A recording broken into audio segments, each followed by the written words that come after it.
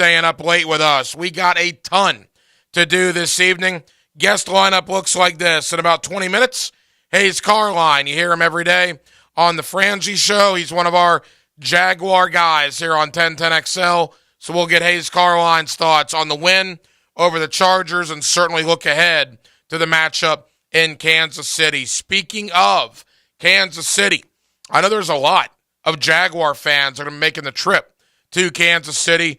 We'll talk to one of them, the Jags mega fan on Twitter, David Mendenhall. He's actually making the drive up to Kansas City on Friday morning. He is a Jaguar fan. There is no doubt about that. And we're going to catch up with some fans over the next couple of nights here on Hacker After Dark. We'll kick it off with David Mendenhall, super Jags fan that's making the trip to KC. Would like to get his perspective and fans' perspective in general on what's gone on here over the last 2 months or so.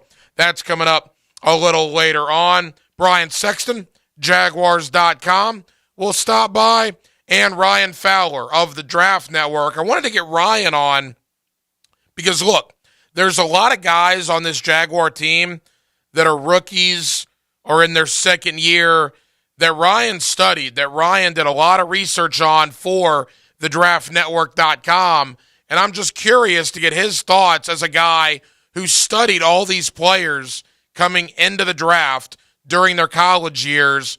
What are his thoughts on Luke Fortner, Walker Little, Andre Cisco, Tyson Campbell? Go on down the line, all of these rookies, these second-year guys that are playing such a big role for the Jacksonville Jaguars and their unbelievable run to the divisional playoffs. So we'll do all that tonight.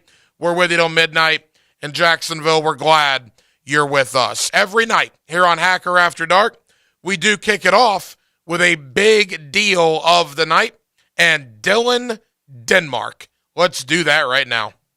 Time now for the big deal of the night. What's the big deal? What is the big deal? No big deal. It is a big deal. On Hacker After Dark.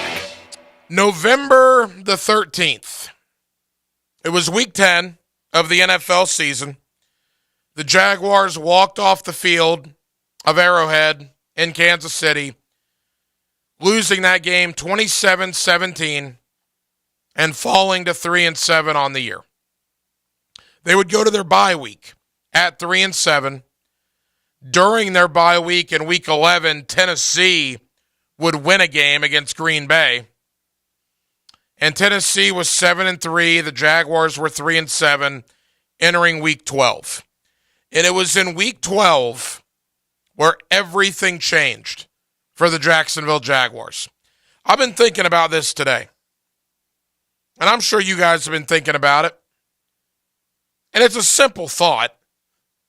It doesn't take a lot of research. The Jacksonville Jaguars were 3-7 on November the 27th. You get that? 3-7 on November 27th, the Sunday after Thanksgiving. That's not that long ago. Thanksgiving was not that long ago. 3-7. And since that moment, on November 27th, that was the day the Jaguars came from behind to beat the Baltimore Ravens.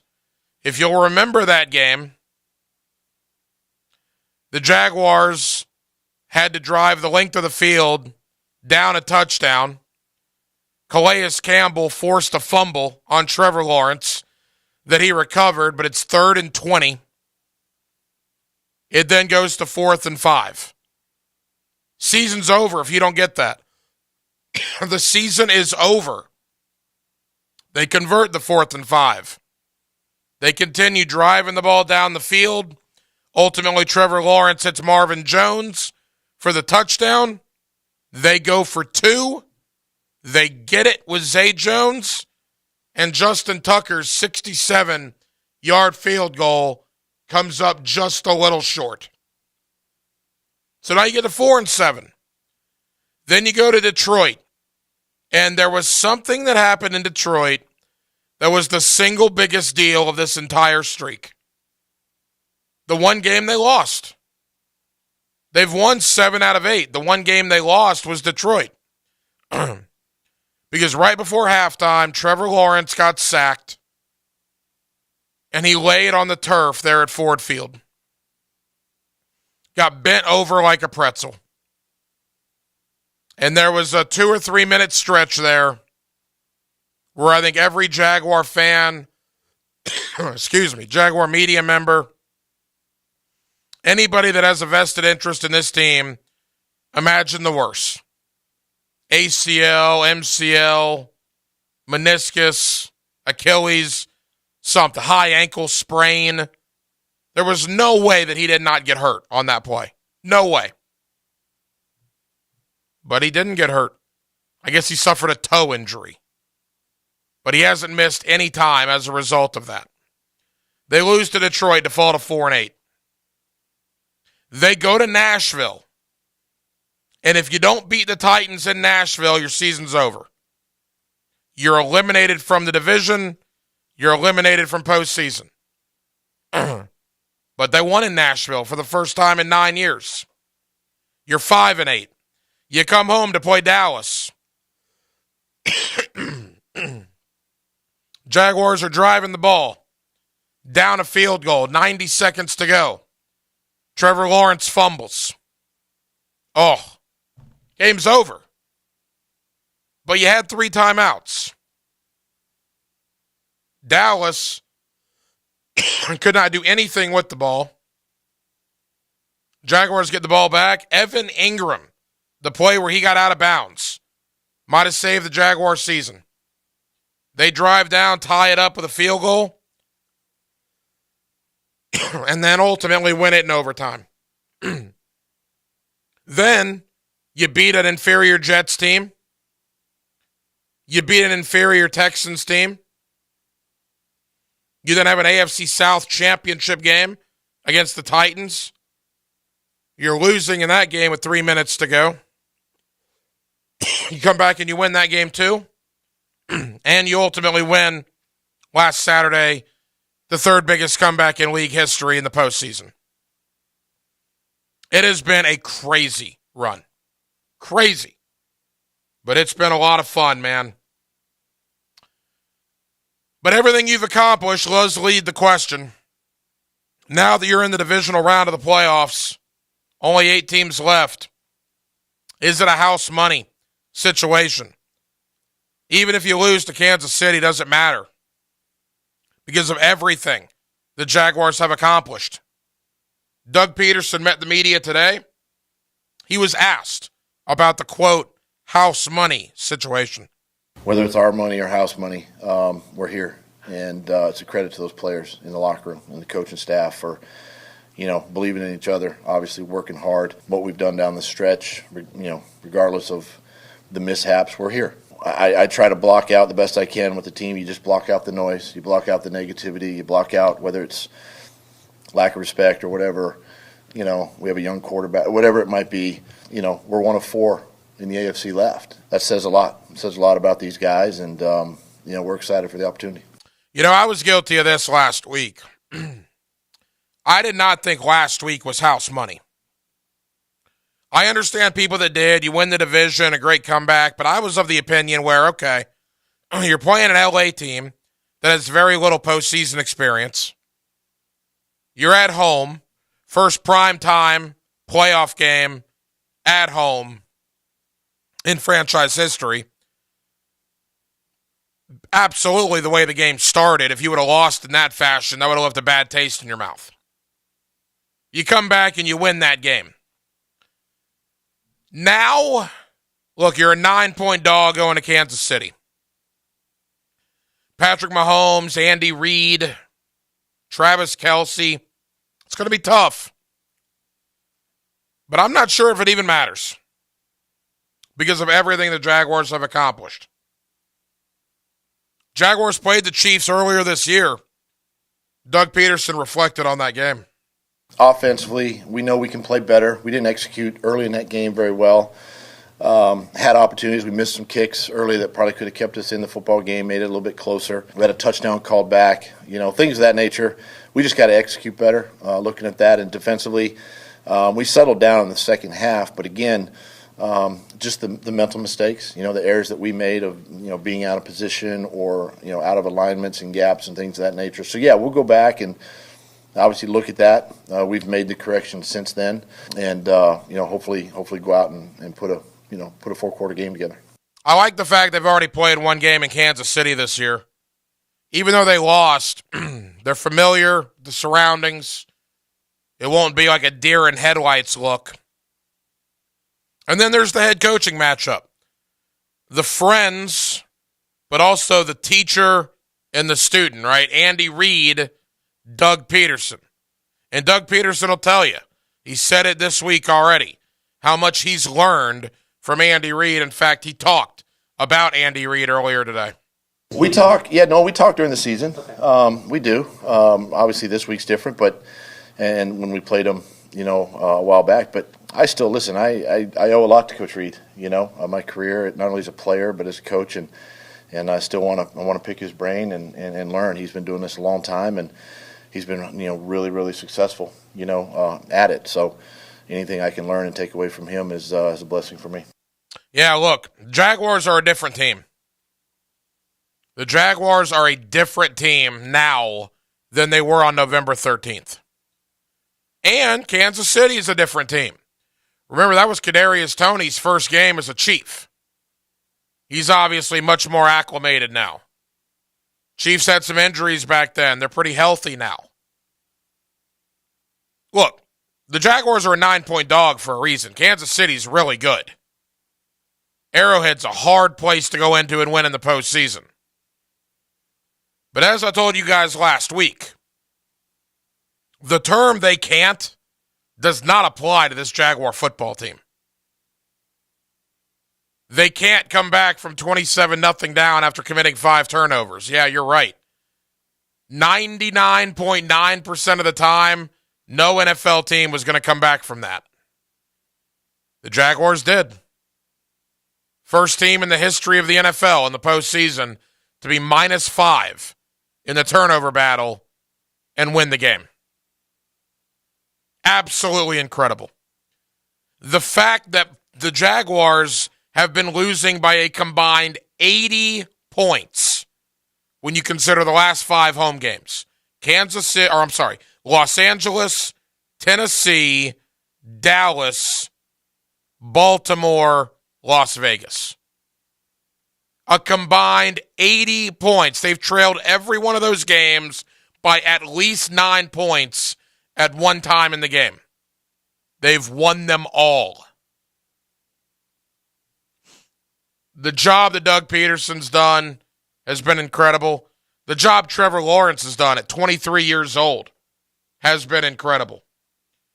Trevor Lawrence today also met the media, and he was asked what I just talked about. How are the Jags different than the first time they played Kansas City? I mean, Week 10 seems so long ago. I mean, I guess it was 10 weeks ago. So I think just, speaking of the team, I think we're in a really good spot. We have a lot of confidence, played a lot of football since then.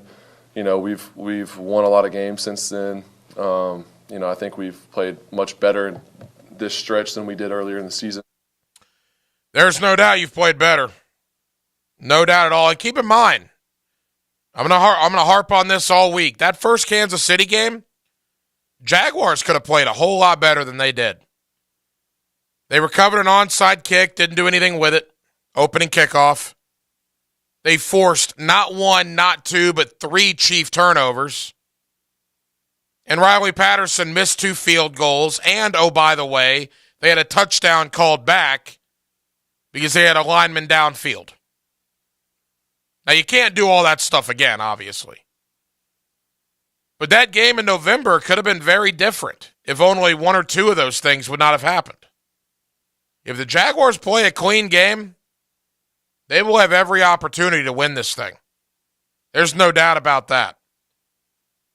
We got guests coming up all over the place all week long. We kick it off tonight. Again, Hayes Carline of The Frangie Show, Ryan Fowler of the Draft Network, Brian Sexton, Jaguars.com, just to name a few. Denmark, it is Tuesday night. It is our late night. here on Hacker After Dark, and we always like to hook up the hard-working men and women of Northeast Florida with some giveaways and such on Tuesday night. We're here for you, man. We're here for the midnight folks, the graveyard shift, the guys at the airport. I know you're out there listening.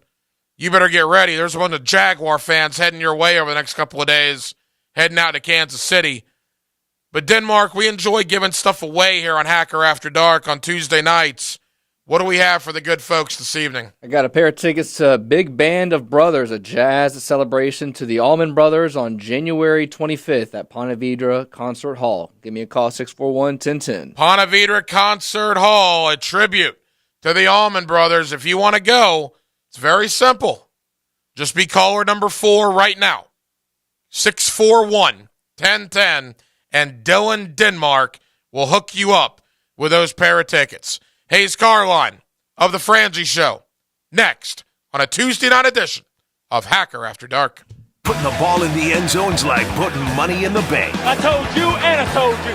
Touchdown. Universal Roofing Contracting presents the Offensive Player of the Game on 1010XL. Universal Roofing Contracting. The difference is universal.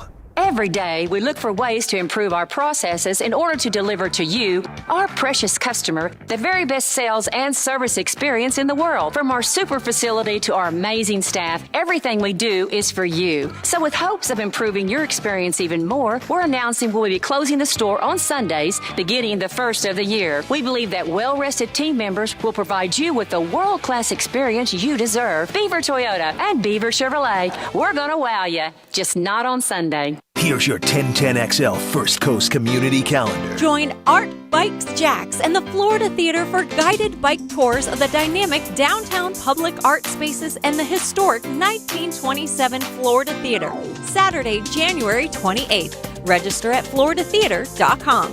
The Tom Coughlin J Fund helps families battling childhood cancer, and there are ways you can help. Go to tcjfund.org. The Wounded Warrior Project provides what medicine and technology can't: community, counseling, and a second chance. Find ways to help at woundedwarriorproject.org. City Rescue Mission has been providing food, clothing, and love for over 70 years to the homeless in Jacksonville. If someone you know is struggling, City Rescue Mission is here to help. Learn more about the City Rescue Mission at crmjax.org. If you're involved in a community event and you'd like us to help spread the word, find out how at 1010XL.com. People who suffer from arthritis are getting real pain relief with exciting biologic therapies at QC Kinetics. The success rate is there, and there's no better way to treat yourself when it comes to dealing with pain. Meet Tyler Vale, co-founder of QC Kinetics, who says they can't cure arthritis, but they can treat the pain. If you think of the tide coming in and out on the beach and what it does, it erodes the sand, right? Can't stop the tide, but eventually when the sand or the beach gets bad enough, we backfill that beach with sand so that we get generations of enjoyment with that beach again. And the same thing happens with your knee or your shoulder or your hip or your back. We want to backfill the problems that have happened to this point. I'm not stopping the tide, so I'm not stopping the arthritis, but I want to get generations of enjoyment out of those joints again. Call QC Kinetics now for your free consultation. Learn more about how restorative biologic therapies can get you real and lasting joint pain relief. Call QC Kinetics, 904-274-5522. That's 904-274-5522. 904-274-5522. Think mortgage rates are still super high? Think again. Rates have plummeted to 5-month lows. Hey, Prosser here. Call my friends at Loan Pronto now to see how low rates are. It may be time to do that refinancing you've been putting off, or time to get back to house hunting. If you're like a lot of people, you have way too much credit card debt right now, and you're getting fleeced with 20+% interest charges every month. Or maybe your current home rate is over 6%. Listen, you can get a quick, easy refi at Loan Pronto, wipe out all those cards, close in about 14 days, and cut your overall expenses by $500 a month or more. Right now, Loan Pronto is doing refis with APRs in the 4s. Call now to take advantage of this big rate drop. Get those credit cards to zero, start that home improvement project, or get out of that 7% loan you were forced into last year. Call Loan Pronto, 904-999-1508. That's 904-999-1508. Or go to loanpronto.com. Equal housing lender, NMLS 1661781, subject to lender approval. It's like a bunch of buddies eating wings and talking sports. Join me, Leon Searcy, on XL Primetime, weekdays from noon to 1:30 for Lunch with Leon, courtesy of my friends at Wingstop. The flavor gets its wings on 1010XL. It's been over 3 years since the last Fleetwood Mac tour, but you can experience the magic of their music with Rumors. Rumors, a stunning tribute to Fleetwood Mac.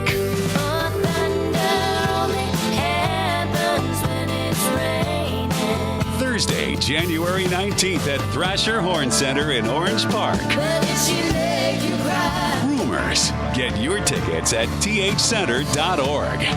Men suffering from erectile dysfunction or PE, regardless of age or past medical history, you'll see instant results on your first visit at Prime Men's Medical Center. And for unlimited time, your consultation and first treatment are totally free. Call now 904-664-8217. Rusty Acres is your headquarters for used Ford, Lincoln, or Mercury auto parts. And if they don't have it in stock, they'll order it for you. Just call Rusty Acres, your used Ford auto parts headquarters. 786-1777. Get Gators play-by-play on 1010XL. Gators! Florida Gators basketball on 1010XL is brought to you by Renewal by Anderson, the official window and door replacement partner of the Jacksonville Jaguars. And by Anajar and Levine Accident Attorneys. Call 1-800-747-FREE. That's 1-800-747-3733. Chop, chop, chop! On the home of the Florida Gators. Go Gators! 1010XL. 1010XL.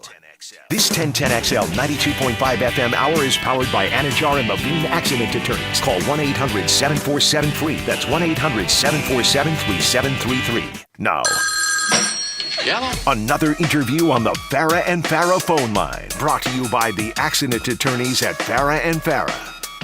Back here on 1010XL and 92.5 FM in the city of Jacksonville. We are glad you are with us. The Jaguars and the Chiefs, Saturday at 4:30.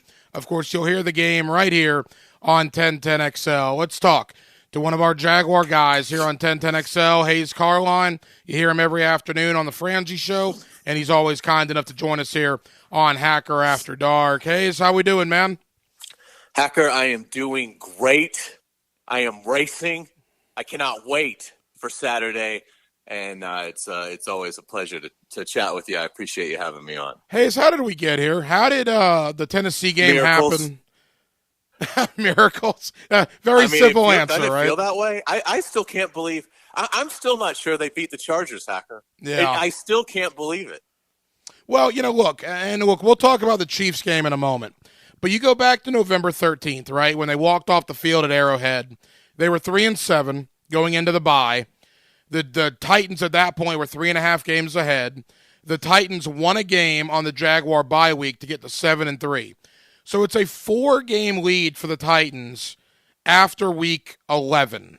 And now here we are in the middle of January, and there's 8 teams left, and the Jaguars are one of them. It's Hayes, it's extraordinary.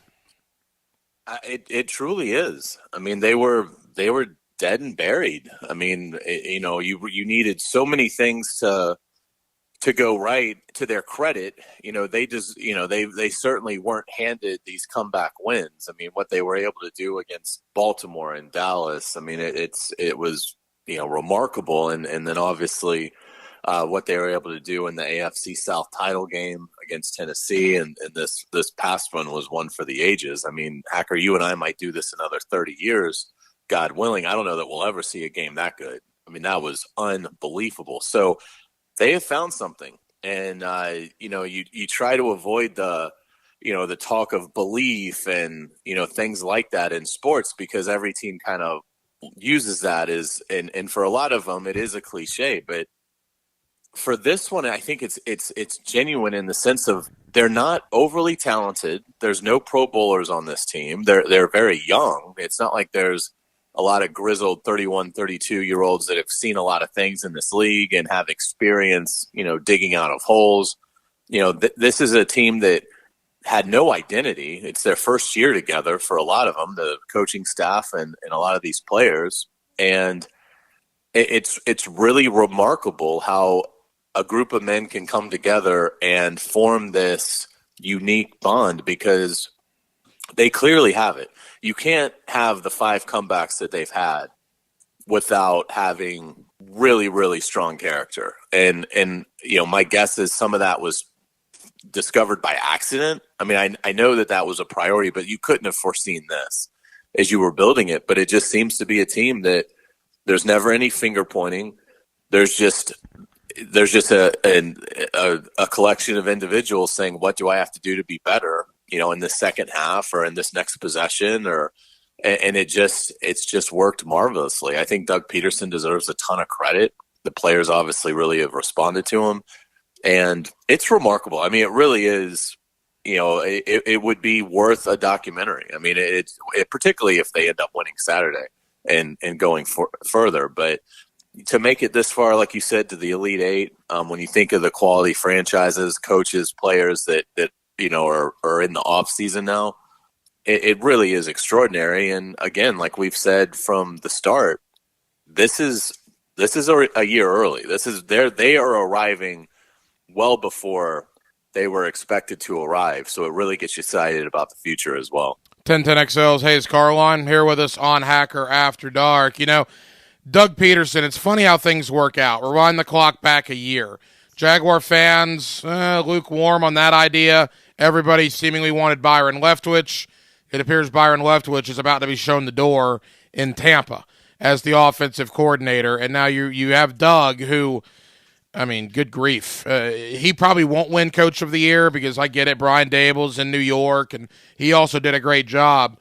But, Hayes, I'm sorry, man. There is not a coach in the NFL under the circumstances they inherited that has done a better job this year than Doug Peterson.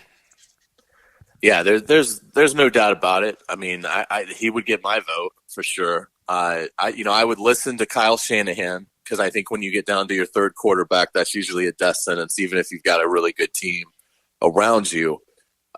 For Kyle Shanahan to be able to go from Trey Lance to Jimmy Garoppolo to Brock Purdy, not miss a beat, I think that's pretty extraordinary. But from a totality standpoint, from looking at everything, I think Doug Peterson should be the choice. I mean, Kyle Shanahan has a good team, and it's not his first year there. So that, they're not trying to recreate the wheel. They're sort of tweaking their program at this point. Doug Peterson arrived to a building that was in smoldering ashes and was tasked with rebuilding it and has done a magnificent job. And so, yeah, I think the degree of difficulty was much more difficult for Doug Peterson, than any other coach, even Daboll, who did win, obviously upset the Vikings this weekend, and the Coach of the Year voting is over. It ends at the end of the regular season, so none of what the Jaguars or Giants are doing are going to affect that. But looking at Daboll, they kind of slid in the second half. I mean, they got off to the hot start, but then they kind of faded. They finished third in their division. And it's a tough division, but look, you finished third out of 4 teams. I really don't think it should be Daboll, and I agree with you. I think he's probably going to get it because he was the first half landslide winner, and voters tend to lock in. But I think it absolutely should be Doug Peterson, and if it isn't Doug Peterson this year, I think he's got a great chance to win it moving forward because, I mean, this thing looks pretty, sustainable here with Trevor and what he's been able to do, and Calvin Ridley coming into the fold next year. It's certainly an exciting time. Couple of more for Hayes Carline. Hayes, if he wasn't a legend already after Saturday night's performance, to go celebrate at the Waffle House, put him on a different pedestal here in Jacksonville. I mean, Trevor freaking Lawrence. And again, we need to establish a statue of Frank Gore is somewhere down there around that stadium and thank him every single day for beating the Los Angeles Rams in December of 2020 to allow Jacksonville to be handed the greatness that appears to be Trevor Lawrence. Without a doubt. What he did Saturday night, I think, was more impressive than if he'd gone 29-30 for 7 touchdowns, 569 yards, no picks, 158.3 passer rating. To be able to throw 4 picks, a playoff record, 4 picks in the first half, to have a 0.0 passer rating that deep into a game. I've never seen that. I mean, I didn't even know that was, I guess anything's possible, but I've never seen a quarterback be 4 of 16 for 30 yards with no touchdowns, 4 interceptions, a 0.0 rating. You think about the scrutiny he would have faced this offseason. You think about the embarrassment, because you're not doing this on, a week 12, 1 o'clock block where there's 8 other games going on. So it's going to kind of maybe get lost a little bit. You're the only game going. I mean, everybody's watching. This is playoff football. For him to be able to turn that start and then go 24 of 31 for 258 yards, 4 touchdowns and no picks, and direct a victory and run for a 2-point conversion, it's Ruthian. It's Jordan-esque. It's a performance that will be talked about for as long as we have football, because it's going to be the model for any coach that's going to, talk to a player that's struggling in a game and say, remember Trevor Lawrence and the wild card win over the Chargers and how bad he was? Really, just hang in there. It gives the Jaguars a crystallized belief for as long as they have Trevor Lawrence, they can win any game that they're in. And that is so valuable. And I also think it sent a statement to the rest of the league, to the rest of the players that, will be moving on to other clubs in the next year, or 2 years, or 3 years, that you see what he did. And that's the kind of player that a veteran player looks at and says, I want to play with him. And that also is worth its weight in gold, because there are players out there that when at certain points of their career, not when they're 27, but when they get to the 31, 32 and they've made a lot of money, they want to win, particularly if they never have. And Trevor Lawrence is going to present that. And I think he did it in such a way. You just don't do that. I mean, you just don't have a comeback like that. And it was remarkable, and it speaks volumes about his toughness, his character, and his skills. All right, Hayes, let's focus on Kansas City. I know you're heading out there. I believe you guys are doing the kickoff show out in Kansas City on Saturday, correct? Yeah, it should be a lot of fun. Hopefully, I think we're at a Fairfield Inn in downtown. I think it's called like Union Hill.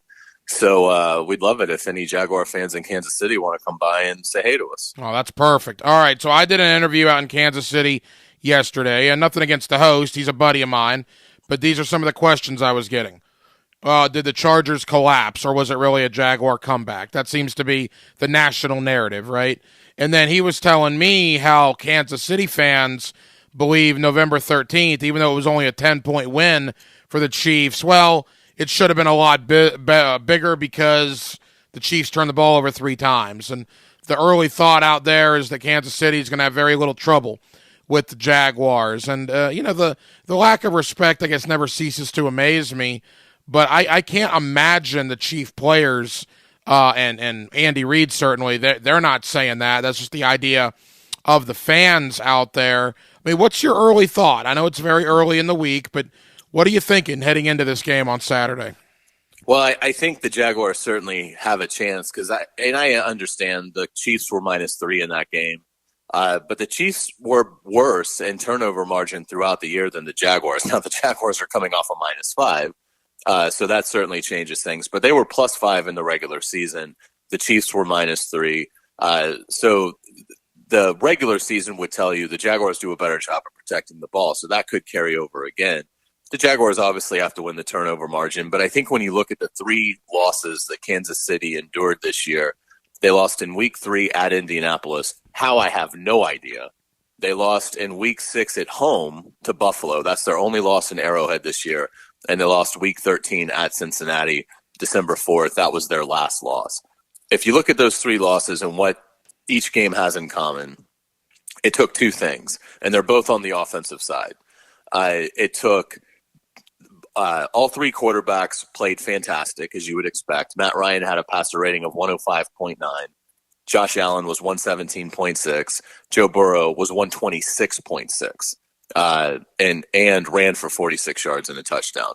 So you got to have elite quarterback play. So Trevor's got to play great. Obviously, he can't have the start he had the other night. He's got to play great throughout to have a chance. The other thing these teams did, and this is the key, they ran the ball and ran the ball and ran the ball. Cincinnati ran for 152 yards, and that was without Joe Mixon. P. Ryan had 106 yards that night. The Bills ran it for 125 on 31 carries. Singletary had 85 yards. And then the Colts, they didn't run for much. They ran for 82, but they ran it 27 times. So they never got away from it. And because of that, all three of those teams held the ball a pretty considerable margin more than the Chiefs had it that day. In fact, Cincinnati was brilliant. Cincinnati held the ball for 10:07 of the first quarter to really set the tone. The Chiefs only had 8 possessions in the game. And just to put that in perspective, the Chargers had 13 the other night against the Jaguars. So you got to obviously shorten the game. You've got to make them antsy because they can't get out on the field. That's going to make them press. Really, that's the path. I mean, there really isn't another one because I don't think you can get in a shootout with the Chiefs. I just think they're too far along at this point. So it's got to be you've got to sort of ugly up the game. You've got to make it a body blow game where you're really attacking them on the ground. When you do throw it, Trevor's got to be electric, and then you just have to hope that you fall into a couple of stops. Hey, his final question. Got about 2 minutes to go. Last week I heard people talking about, well, it's house money at this point after you beat the Titans and win the division. And I didn't agree with that because, the Chargers didn't have a lot of postseason experience. You're playing at home, under the lights, prime time, particularly the way the game started. It would have been awful for the season to end in that fashion. But it didn't. You won the game. At this point now, and again, not the players or the coaches, we're talking directly to the fans. Is it house money at this point? Is it we have nothing to lose because, my goodness, everything this team's accomplished? I don't think it's house money in the sense that once you make it this far and you're 3 wins away from the Lombardi Trophy, I think there's, I think you've got to focus on that.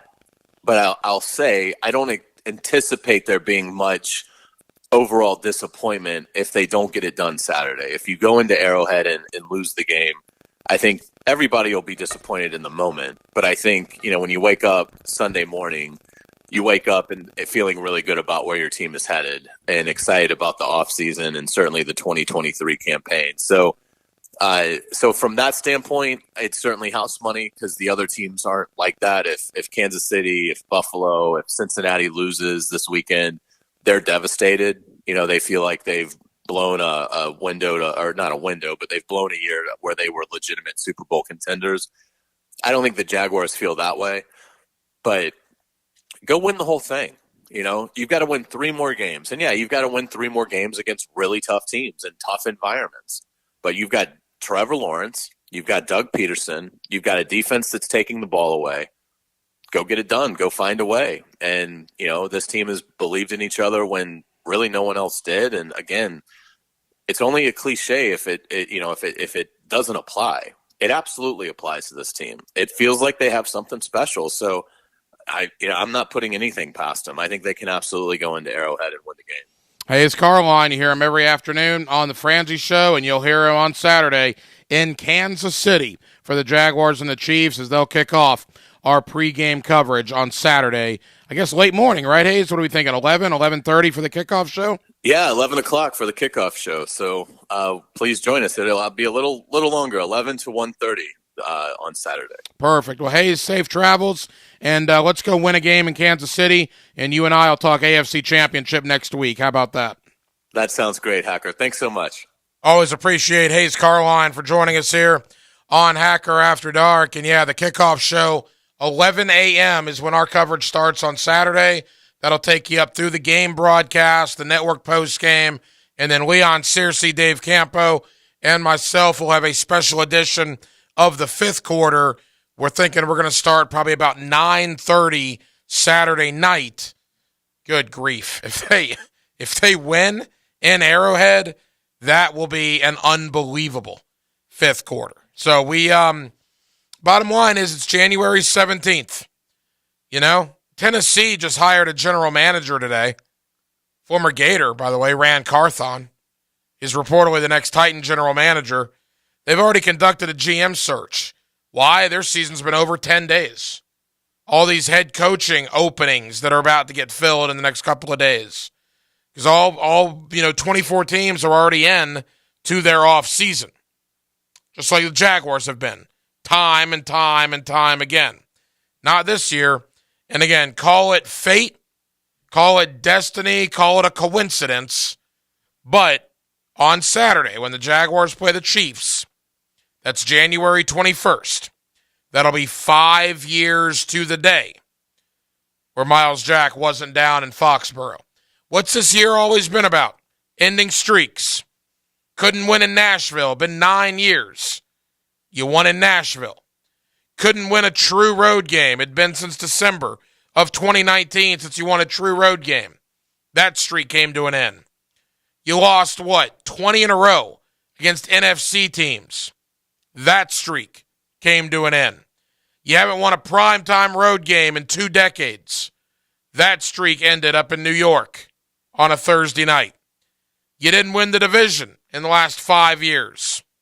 You won the division this year, and you just so happen to be playing this game in Arrowhead on the 5-year anniversary of Myles Jack wasn't down.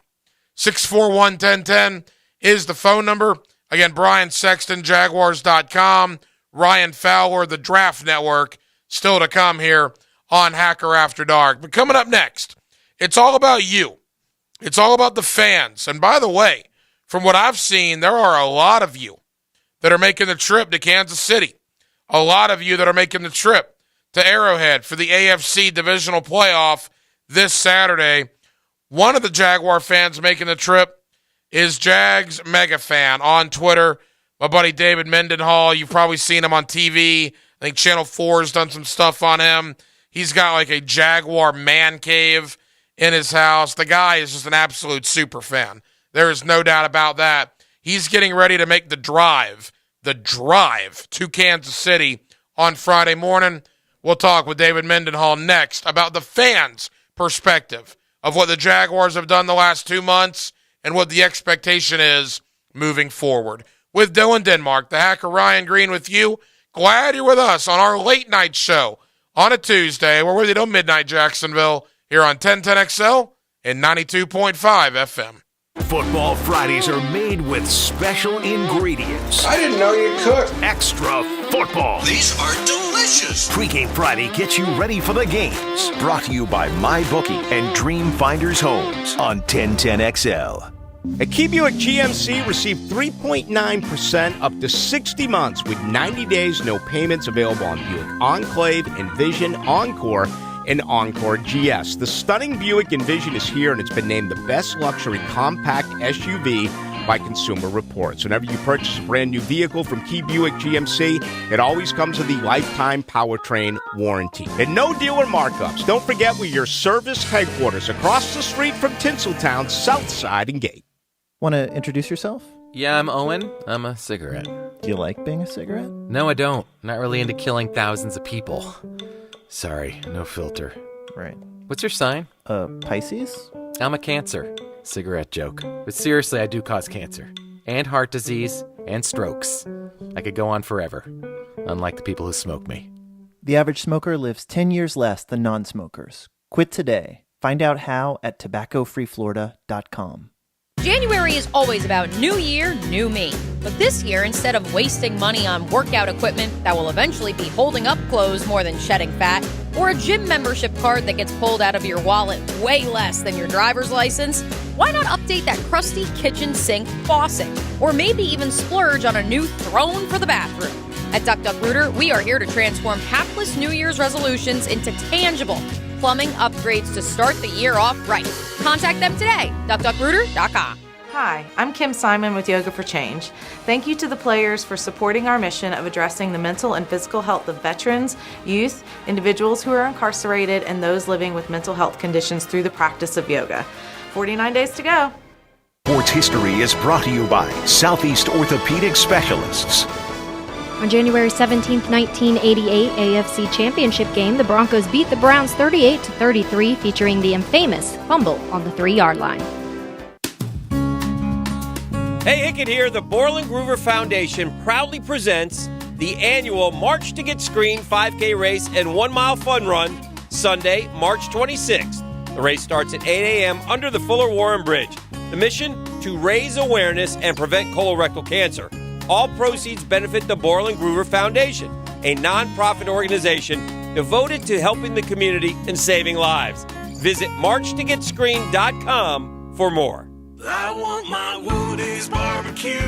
All the chicken you can eat, just $12.49? Not fake news. High-flying Jacko here, and backed by overwhelming demand.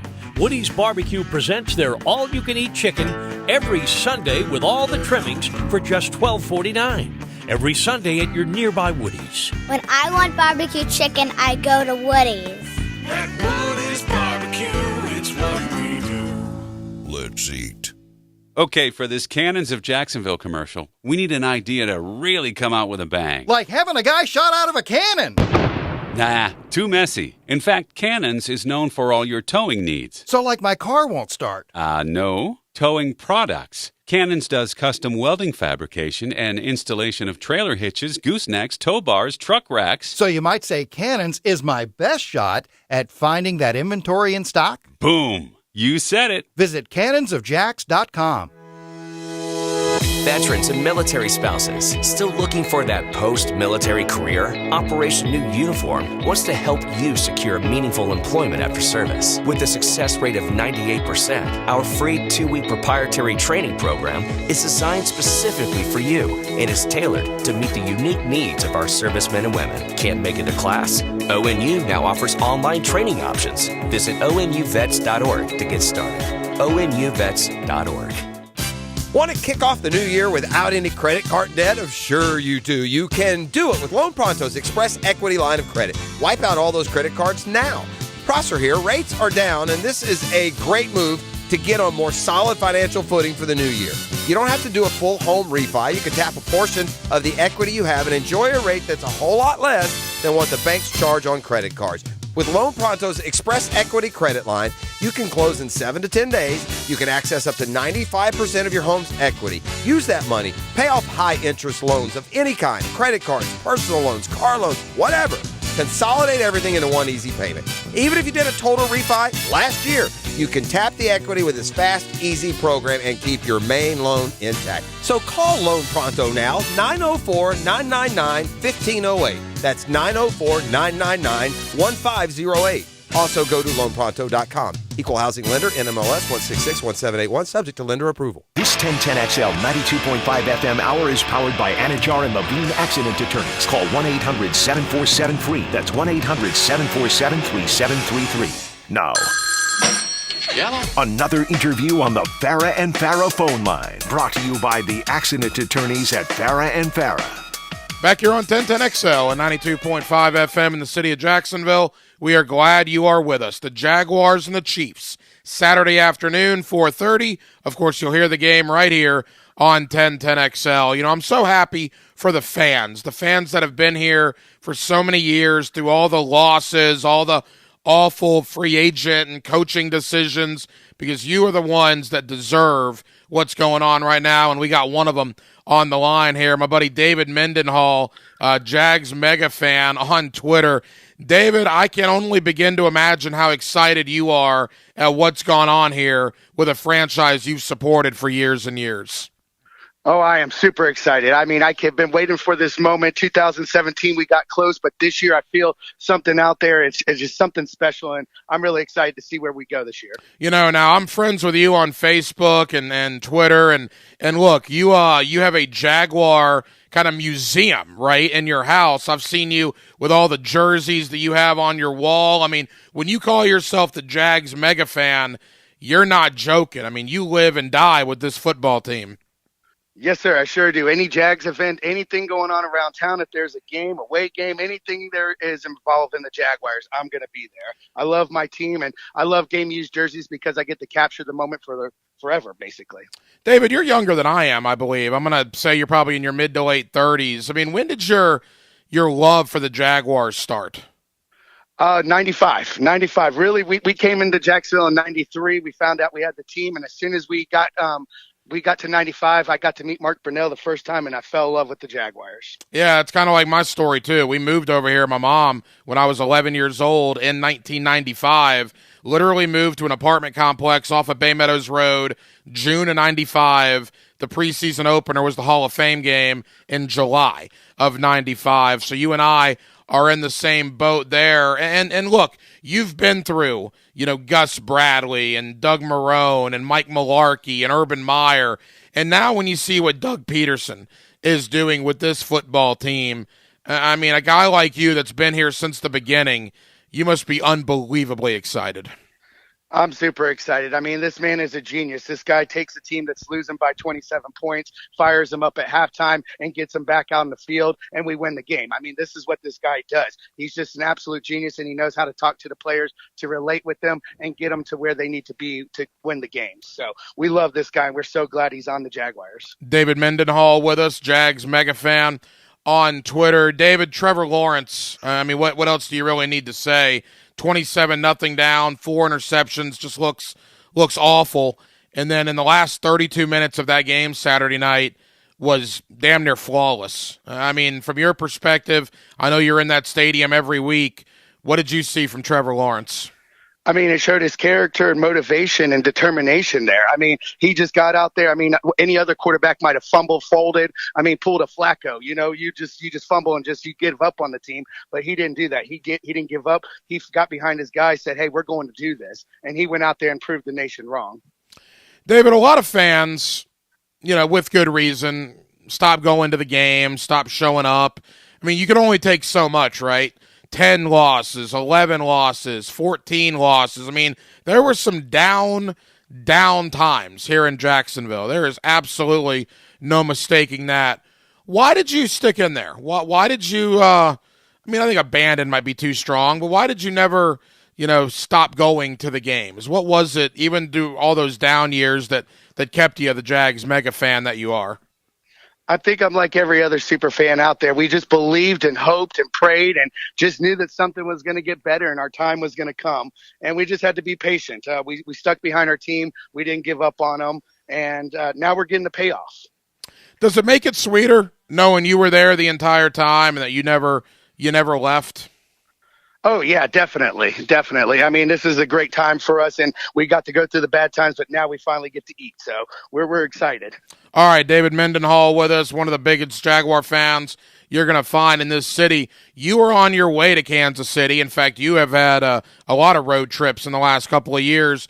What's the plan? What's going on in Kansas City? What's the itinerary?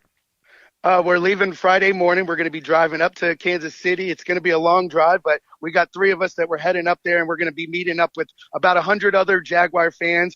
We're working on putting a tailgate together now. Nikki McLaughlin is also working on putting a bus together that we might even be taking a bus up there. So everything is going in motion. We just got the news, Sunday night. So now everything's going in motion, and we're going to see. Right now we're planning on just a car, but we really would like to get a bus together. When you talk about guys like yourself, right, the Teal Street Hooligans, the Bold City Brigade, a lot of, the members of that group are like me, mid to late 30s, grew up with this team. You see we're having our own kids now, starting our own families. The next generation, of Jaguar fans are coming up. And you see the atmosphere against the Titans, right? You see the atmosphere against the Chargers. Guys like yourself that are going to these road games. I mean, not only, David, to me, is the future bright for the organization, but the future is unbelievably bright for this fan base that has had to deal with so much, but now appears to be on the other side of it. Yeah, I really feel like the start of a dynasty is here. We got everything in place. We got a young team. They're hungry. They want it all. And, I mean, this is a perfect time to be a Jaguar fan. All right, David, I know you're famous for your motivational things you put on Twitter, which, by the way, I love. I think you do a great job with those. Give Jaguar fans one here right now. What's going to happen in Kansas City on Saturday? We're coming out there. We're coming in our teal. We're going to rock the stadium. We're going to fill it up with Jaguar fans. We're going to be super loud. Duval, come on, Jag fans. Let's get out there. Let's support our team, and let's be super loud. Let's do it. David Mendenhall on his way to Kansas City, one of the biggest Jaguar fans you'll find. You can find him on Twitter at Jags Mega Fan. David, safe travels. If they win on Saturday, man, we're going to have you right back here next week talking about the AFC Championship game. Yep, we're traveling there to the Super Bowl. Wherever these guys go, we're going with them. You know, we talk about how bright the future is for the organization, players, front office, coaching staff, etc. Back to what I said to David during that interview, I think you can apply the same line of thinking for the fan base, right? And I'm kind of the guy, you know, that I always refer to. I was 11 years old when the team played their first game on September 3rd, 1995. And now I'm 39 with my own son, and there are so many people in Jacksonville in that boat that were 9, 10, 11, 12 years old, maybe early teens when the Jaguars started here in 95, that are now in their mid to late 30s or early to mid 40s, that have their own families now, that you just keep the fandom going. Because look, and hopefully we're on the right side of this now, but a perfect example is I got a buddy of mine, he's a little older than me, he has a 16-year-old son. And this was last year I had this conversation with this guy, but he's like, look, my 16-year-old has never known anything but Jaguar futility. They were never any good when he was little. You know, when he was 6, 7, 8, 9, 10, 11 years old, they were terrible. They had the one good year in 2017 when he was, I guess, 12. And then 13, 14, 15, 16, they're awful again. And I think a lot of people are in that boat, you know. And when you're raising your kids and they see Tom Brady doing this and, you know, this team, that Patrick Mahomes doing that and Josh Allen over here, it's tough, right, when the hometown team is losing consistently every single year. And a lot of kids were turned off by that. Became Patriot fans or Buffalo Bills fans or Kansas City Chief fans or whatever. But now with Trevor, who is going to be the symbol of this franchise for the next decade plus, it appears we're no longer going to have issues like that. So everything's bright, everything's great.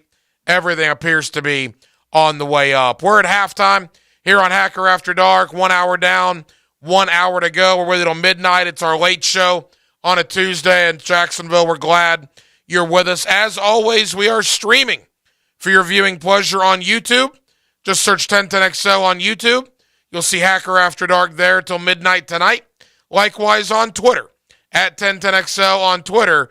You'll see the show there until midnight tonight. With Dylan Denmark, the Hacker Ryan Green with you, Ryan Fowler of the Draft Network, Brian Sexton, Jaguars.com. Coming up in the 11 o'clock hour here on 1010XL and 92.5 FM, it's Hacker After Dark. Your home for Florida Gators basketball is 1010XL. Florida travels to Texas. Catch the Gators and Aggies tomorrow night at 6:30 on 1010 AM. Visit the brand new Liquid Sunshine Car Wash on Southside near Hogan Road for the most advanced tunnel technology, powerful new vacuums, and the best customer experience because they care. See for yourself at Liquid Sunshine Car Wash. Jacksonville Orthopedic Institute is the sports medicine leader in Northeast Florida. We're proud to be the official sports medicine provider for your hometown teams, including the Jaguars, Sharks, Axemen, Armada, and the Jumbo Shrimp. We have the most cutting-edge resources for sports medicine care, including Active Armor casting, Alter-G anti-gravity treadmills, and highly trained physicians and athletic trainers. JOI is truly where the pros go, and so should you. As parents, we all want to ensure that our children are safe, secure, and healthy starting day one. Please make sure your newborn is sleeping safely. Visit WilsonChildren's.com/safe sleep for infant safety tips. The flagship station of the Jaguars, WJXL-FM, Jacksonville Beach. Men suffering from erectile dysfunction or PE, regardless of age or past medical history, you'll see instant results on your first visit at Prime Men's Medical Center. And for unlimited time, your consultation and first treatment are totally free. Call now, 904-664-8217. Wholesale prices, premium service. Tire Outlet. Hey folks, Mike Dempsey here. This January, when you buy a set of 4 Kumho tires, you'll get a free oil change and a holiday scratch-off with exclusive savings to use throughout 2023. Tire Outlet will install a new oil filter and refill up to 5 quarts of motor oil. Save now by shopping today at TireOutlet.com. Wholesale prices, premium service. Tire Outlet.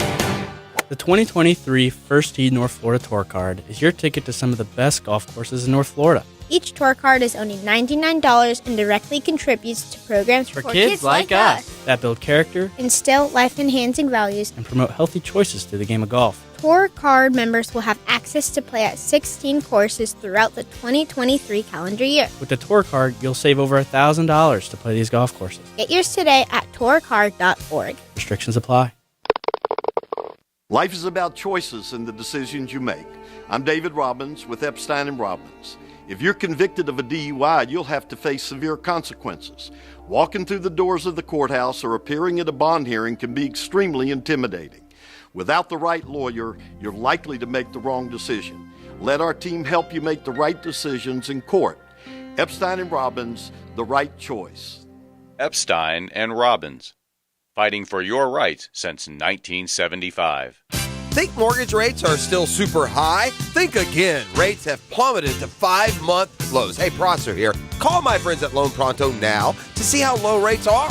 It may be time to do that refinancing you've been putting off, or time to get back to house hunting. If you're like a lot of people, you have way too much credit card debt right now, and you're getting fleeced with 20+% interest charges every month. Or maybe your current home rate is over 6%. Listen, you can get a quick, easy refi at Loan Pronto, wipe out all those cards, close in about 14 days, and cut your overall expenses by $500 a month or more. Right now, Loan Pronto is doing refis with APRs in the 4s. Call now to take advantage of this big rate drop. Get those credit cards to zero, start that home improvement project, or get out of that 7% loan you were forced into last year. Call Loan Pronto, 904-999-1508. That's 904-999-1508. Or go to loanpronto.com. Equal housing lender, NMLS 1661781, subject to lender approval. Jacksonville has some junk, and J-Dog is removing it. They're here to do the dirty work. You don't want to remove and dispose of large furniture or appliances yourself? Call J-Dog. Here now, proudly serving you, removing junk from your home or business. They can even handle small demolition projects, and they're still donating local items to veterans in need. So let J-Dog do the dirty work for you. J-Dog Junk Removal. Veteran-owned and operated. JDog.com. Want to introduce yourself? Yeah, I'm Owen. I'm a cigarette. Do you like being a cigarette? No, I don't. Not really into killing thousands of people. Sorry, no filter. Right. What's your sign? Pisces? I'm a Cancer. Cigarette joke. But seriously, I do cause cancer. And heart disease. And strokes. I could go on forever. Unlike the people who smoke me. The average smoker lives 10 years less than non-smokers. Quit today. Find out how at tobaccofreeflorida.com. Royal Pest Services, a local company you can trust. Royal Pest is a certified installer of tap insulation, which stands for thermal, acoustic, and pest control. Reduce that electric bill by adding pest protection. It's that easy. Online at RoyalPestServices.com. This 1010XL 92.5 FM hour is powered by Anajar and Levine Accident Attorneys. Call 1-800-747-FREE. That's 1-800-747-3733.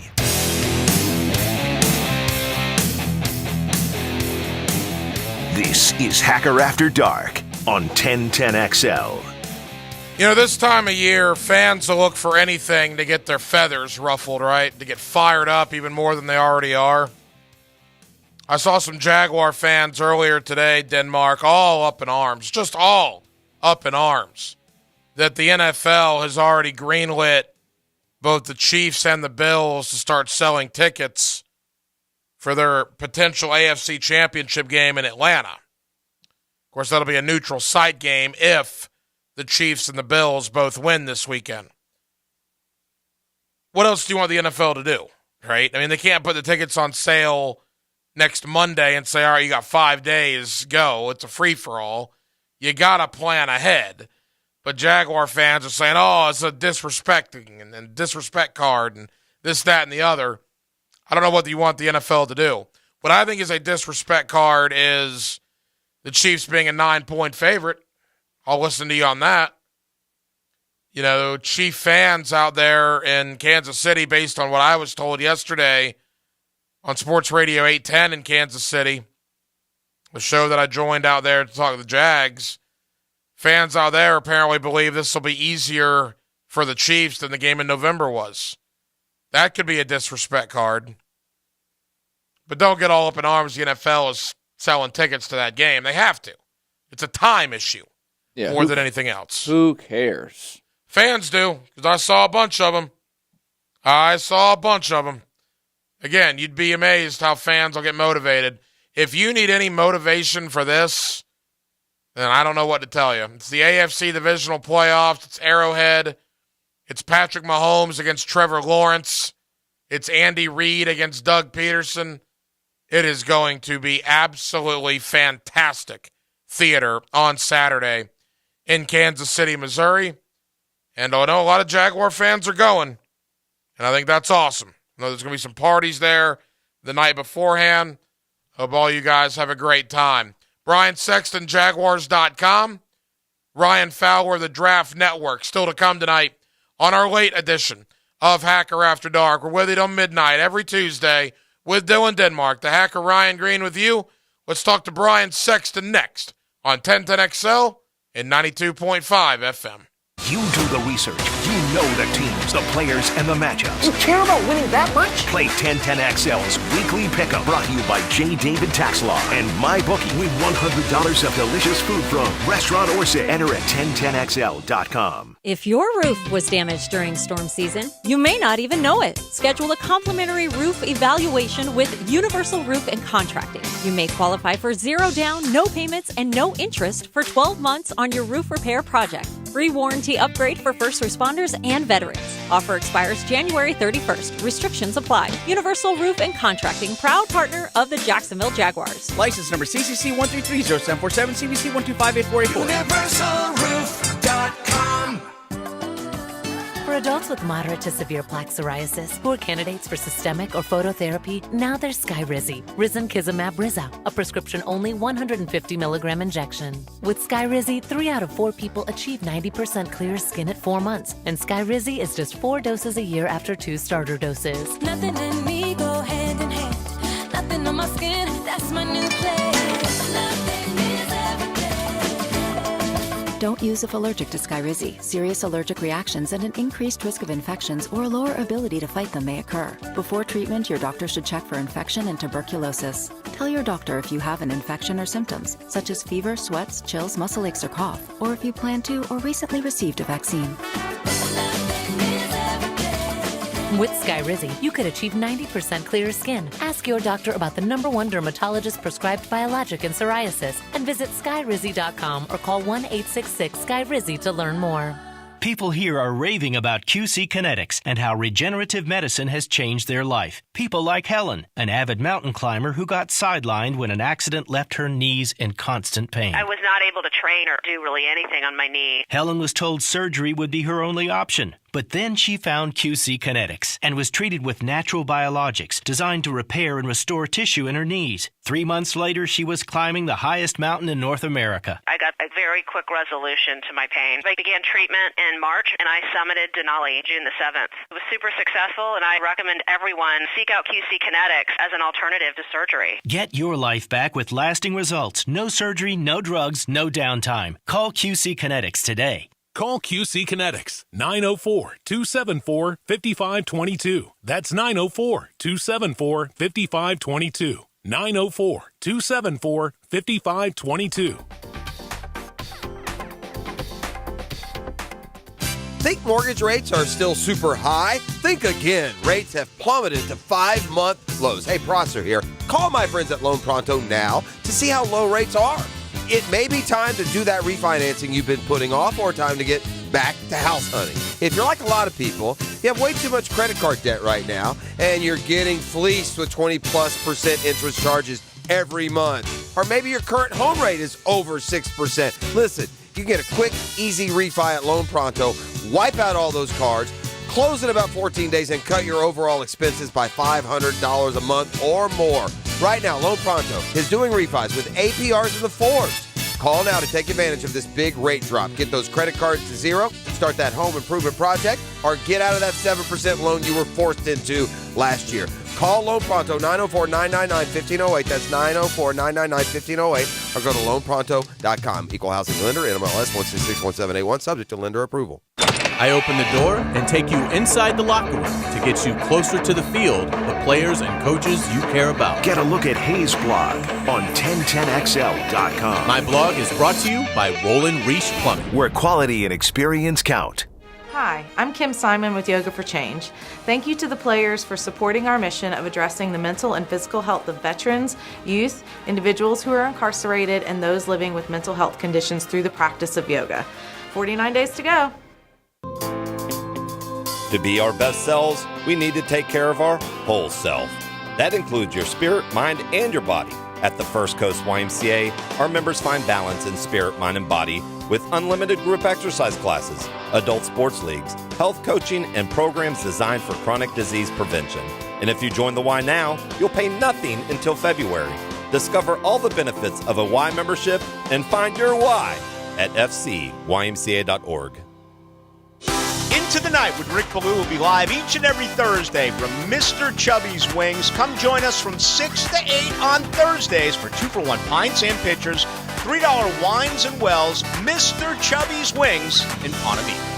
If you're at home on the range, tee it up with the Edwin Watts Golf Hour. Tour news, local updates, and the latest gear. The Edwin Watts Golf Hour.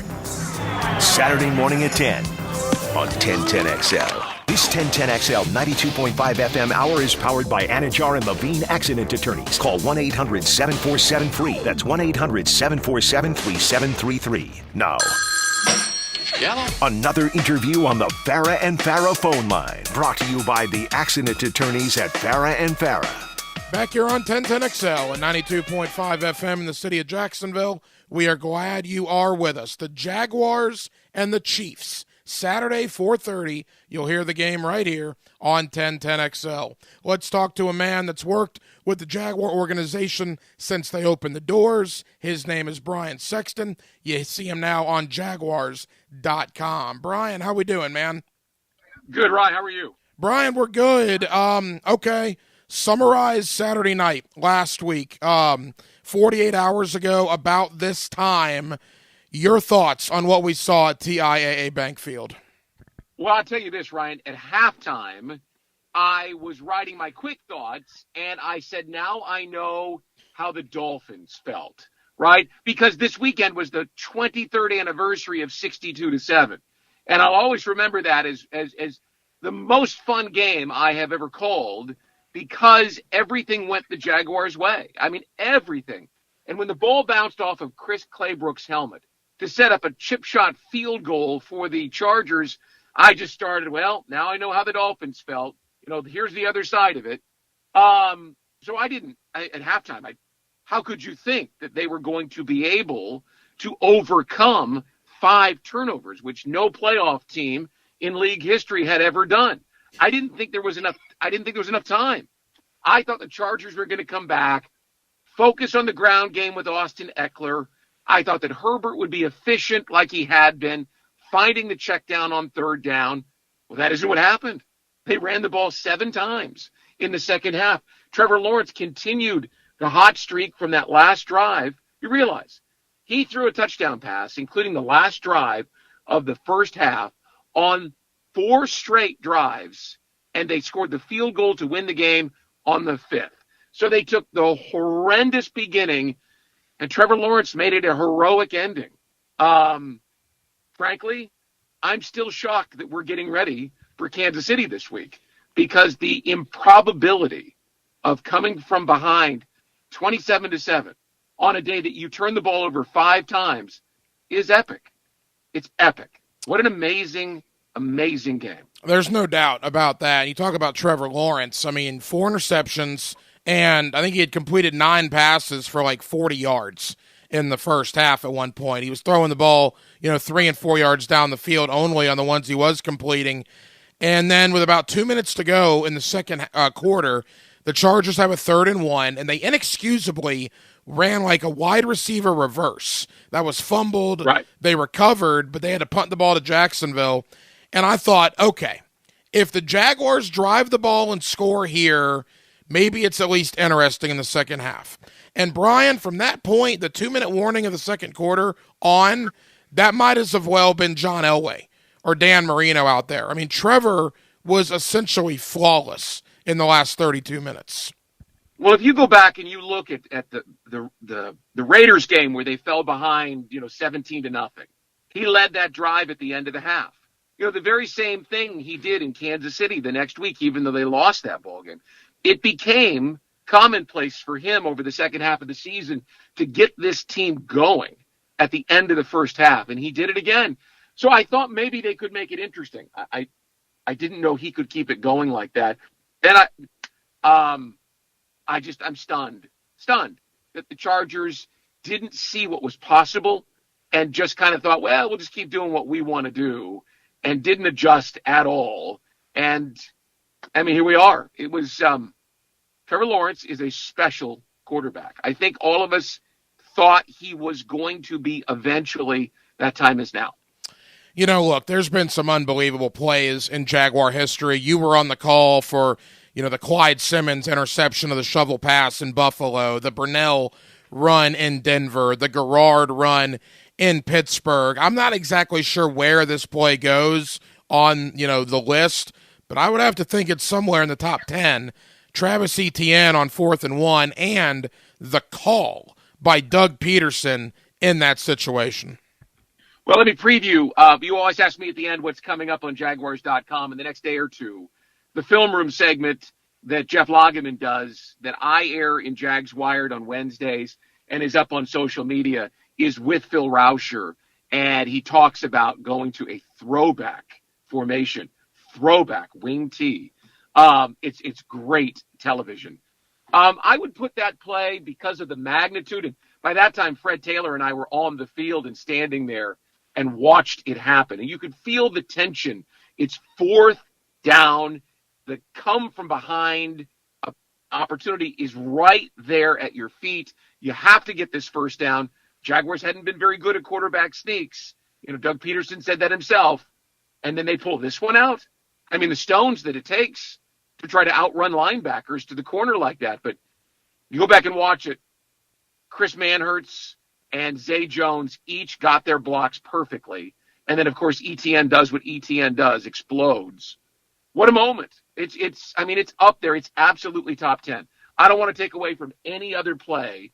It is among the greatest moments in Jaguars history, for sure. Brian Sexton, Jaguars.com. Brian, I asked Leon Searcy this on the 5th quarter, early Sunday morning when we were on following the game, where this win ranks in the best wins in franchise history. And I asked him flat out, 96 Denver, your thoughts? And he said, look, it's absolutely in the conversation. Now, 96 Denver, they were a 2-touchdown dog.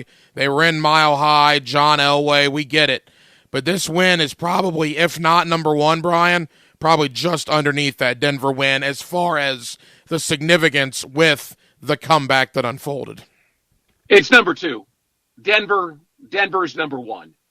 For what that meant for that football team, and it put them in the AFC Championship game. Now, you go and win in Kansas City this week, well, that'll be number 1, right? But this is it's obviously the biggest home moment since Morton Anderson, and it's right there with the biggest of the big. I would say it's number 2 on my list, on Brian Sexton's list of big games. This one is number 2. Brian, it's interesting that they're going back to Kansas City this week, because you think back to 2018 when the wheels fell out from under this organization. They were 3-1 in 2018, coming off the AFC Championship game the year prior. They go to Kansas City. That was the infamous Bortles where he threw the ball off the O-lineman's helmet, was picked. It was a disaster at Arrowhead. They lost the game, and they basically never recovered. And then even bring it to this year. November 13th, 3-6. They go to Kansas City. Don't play all that bad, but they lose, and they're 3-7. And if I would have told you walking off the field at Arrowhead that, they're 3-7, but on January 21st, they're going to come back here for the AFC divisional playoff. Brian, I would not have believed myself. What would you have thought at that time? Well, I wouldn't have believed it either, because at that point, they were not playing complementary football, right? The defense was not getting the ball back to the quarterback. They weren't giving him short fields and extra possessions. The quarterback was wildly inconsistent, and at that point, he had a flair for the dramatic, right? The 18-play drive in Indianapolis, and the defense couldn't hold up. The fourth quarter lead in Washington on opening day, and the defense couldn't hold up. They just hadn't quite figured out that complementary angle that Doug Peterson talks so much about in the first 2 months of the season. But they figured it out shortly after that and started to get things rolling after the loss in Detroit. So, in the back of my mind, I probably would have sensed, it's possible, but I didn't see it likely. And it goes to the coaching job that Doug Peterson has done. And Tony Dungy told us on Drive Time last week that he voted for Doug for Coach of the Year. Man, if I had a vote in that AP vote, I would vote for him as well. Because where this team was and where this team is so night and day. And I'm not just talking in terms of the record. I'm talking in terms of the confidence level, the preparation level. I mean, these guys have learned over the last 8 weeks how you prepare as a professional to play on Sunday. That takes time. This is the third youngest team in football, but he got them there this year. I didn't know that was possible. What a tremendous job. And the last 8 weeks, I've seen the transformation of this team. More importantly, though, Ryan, this quarterback.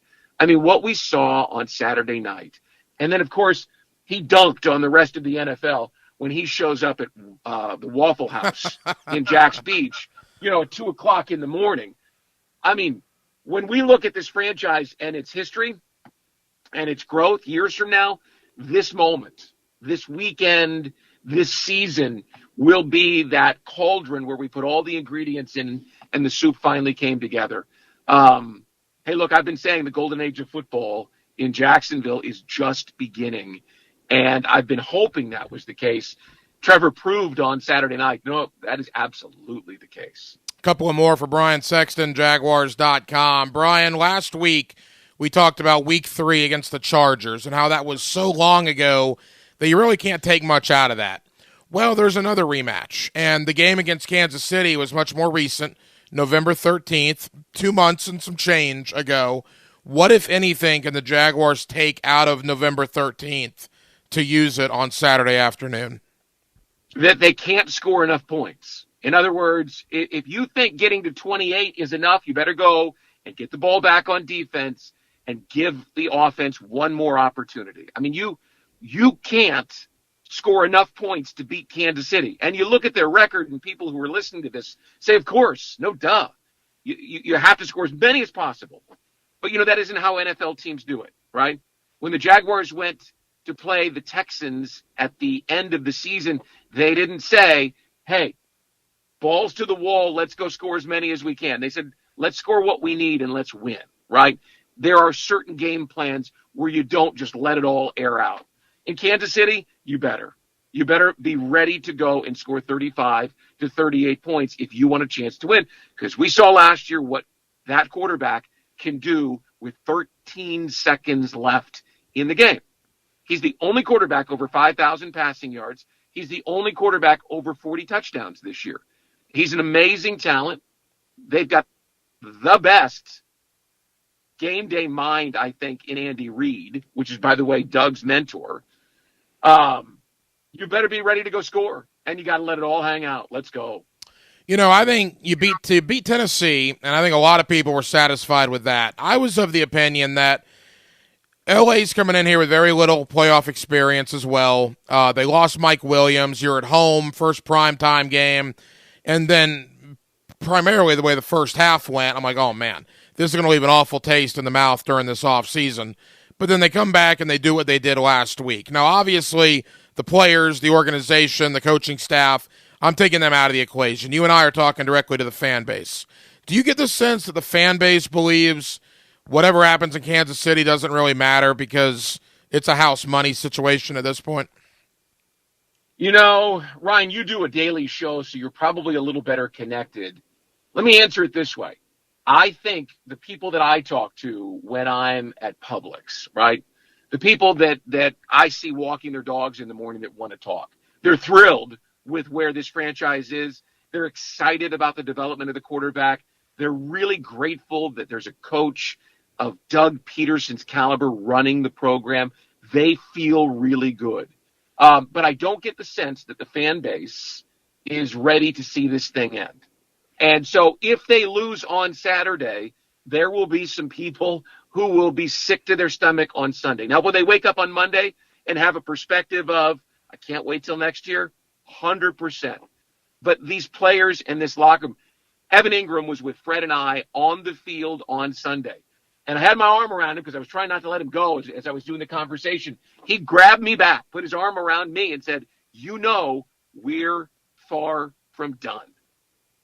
That's the mentality that this team has, and you got to have that. And I think that's the mentality the fan base has. Ryan, listen, at halftime, I'm up in the West Club with Fred, and I'm looking at the ramps, waiting for people to start coming out. It was cold. They were down 27-7. I wouldn't have blamed anybody for leaving, and yet it was just a few older folks here and there who were leaving the cold air and going home. When I got to the field with 2 minutes and change left to play, those towels were twirling. There was people everywhere. So no, I don't think the fan base has any thought that house money is in play here. They believe in their quarterback and they believe in their team, and they want to see their team win. Brian, final thought. Last week I asked you about Shad Khan. I want to ask you about Trent Baalke this week. Okay. He was put through the ringer. Let's be honest. A year ago, people were dressing up as clowns. And at the time, I thought that was ridiculous. I still think it's ridiculous. I understood the fans' frustration, but the frustration should have been at a lot of other people and not at a guy that was only here for 2 years. And Trent Baalke. Yep. He was the last guy in the room, and once Urban left and there was no more bullets to be fired his direction, you had to find somebody, and it was Baalke. Having said that, the emotion on that man's face, the last 2 wins against Tennessee and Los Angeles, it's been unbelievable. What do you think this run has meant to Trent Baalke? I know what it's meant to him because I have taken the time to get to know him, and I didn't know him a year ago. COVID kept him away from a lot of people. And there's a lot of people in the media that will tell you that they really appreciate him for the candidness that he shows when he comes and does an off-the-record segment with us, right? It means everything to him because he understands that his reputation in the league was tarnished by the relationship that went south with Jim Harbaugh. But we all have those things happen to us. There are people in every one of our lives who we can say, I wish I had handled that situation better. And the same is true for Trent Baalke. And he didn't think it was fair, even though he didn't say anything. But he didn't think that it was fair that one relationship should so tarnish his reputation that he didn't get the chance to try again, to have another opportunity.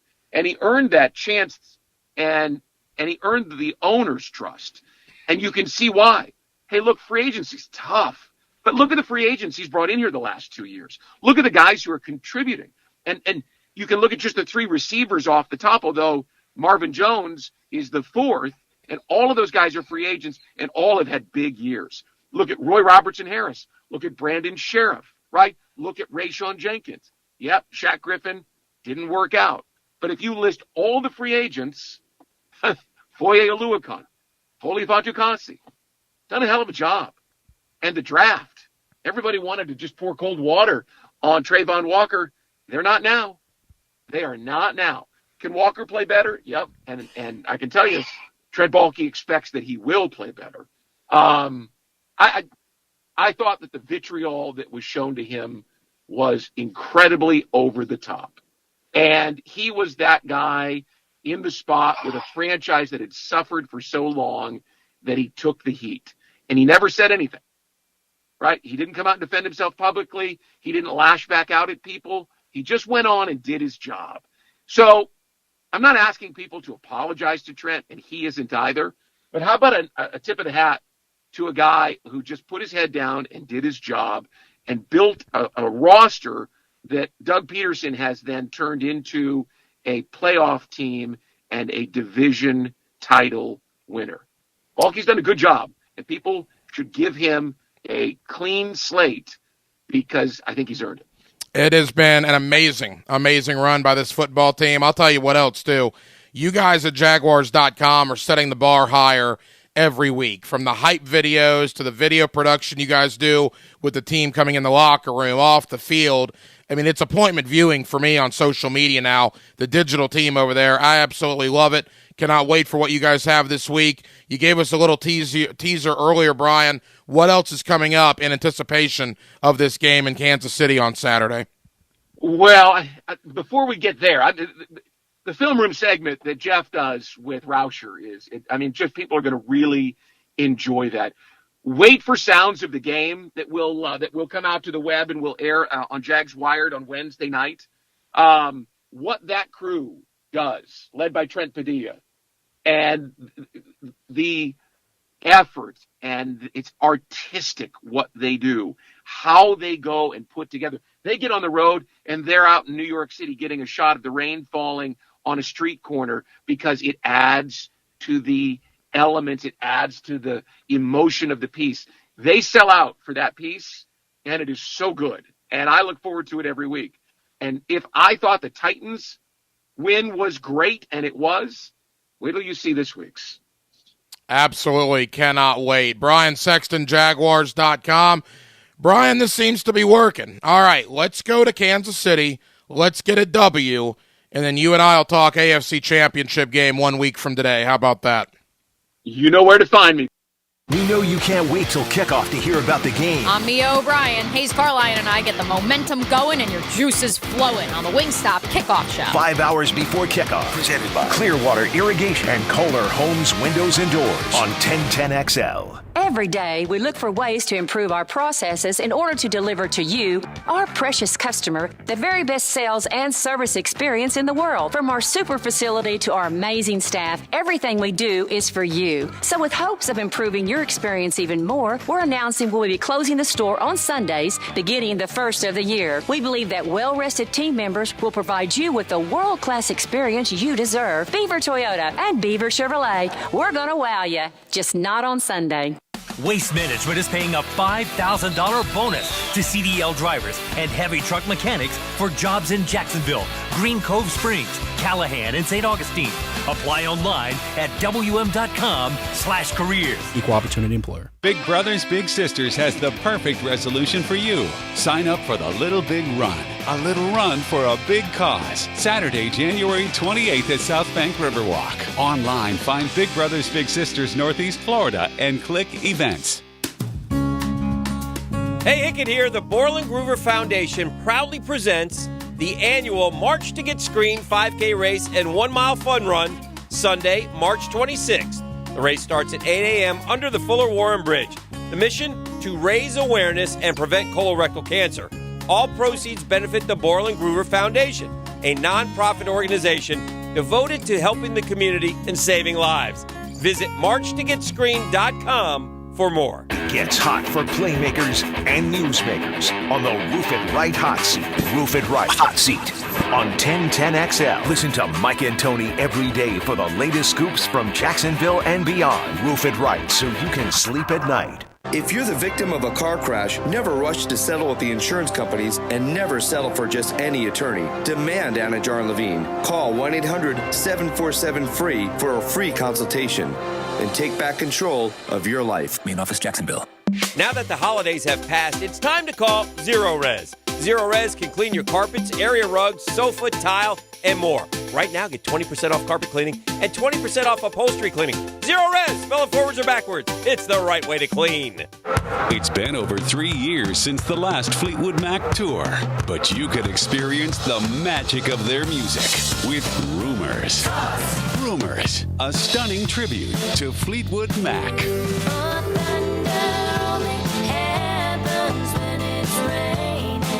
Thursday, January 19th at Thrasher Horn Center in Orange Park.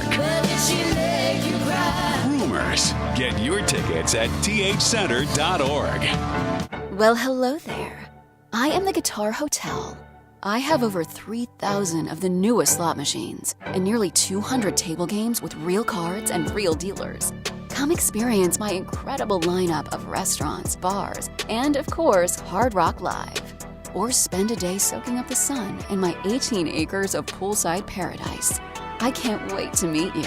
Visit hardrockholly.com to find out more. If you or someone you know has a gambling problem, please call 1-888-ADMIT-IT. Want to introduce yourself? Yeah, I'm Owen. I'm a cigarette. Do you like being a cigarette? No, I don't. Not really into killing thousands of people. Sorry, no filter. Right. What's your sign? Pisces? I'm a Cancer. Cigarette joke. But seriously, I do cause cancer. And heart disease. And strokes. I could go on forever. Unlike the people who smoke me. The average smoker lives 10 years less than non-smokers. Quit today. Find out how at tobaccofreeflorida.com. Did you know every day over 3,000 kids come through Boys and Girls Club doors across our area? 94% graduate from high school. I'm Paul Price, Chairman of Boys and Girls Clubs of Northeast Florida. As we kick off the new year, we ask your help to create great futures for kids that need us most. Our clubs provide a safe place for our young people to belong, with quality programs and a positive environment. Visit Boys and Girls Club of Northeast Florida at bgcnf.org to learn how you can help create great futures. You don't have to go through yet another year with that knee pain or back pain. People with chronic pain are getting real lasting relief with QC Kinetics. Leon Searcy here. QC Kinetics is the nation's leader in advanced regenerative medicine with locations right here in Mandarin and Ponte Vedra. These unique protocols use healing agents from your own body to target aching joints, repairing and restore damaged tissues so you can move again with no surgery, no drugs, no downtime. Got shoulder pain, excruciating hip pain? If you have any arthritis pain or lingering pain from any injury, don't let them operate on you or give you more steroids. And say no to pain pills. Call QC Kinetics and see if their life-changing, all-natural treatments can get you living your best life in this year. People are raving about these treatments. This is the future of joint pain management, and appointments are available as soon as next year. Make 2023 the year you say goodbye to joint pain. Call QC Kinetics for a free consultation. 904-274-5522. That's 904-274-5522 in Mandarin and Ponte Vedra. This 1010XL 92.5 FM hour is powered by Anajar and Levine Accident Attorneys. Call 1-800-747-FREE. That's 1-800-747-3733.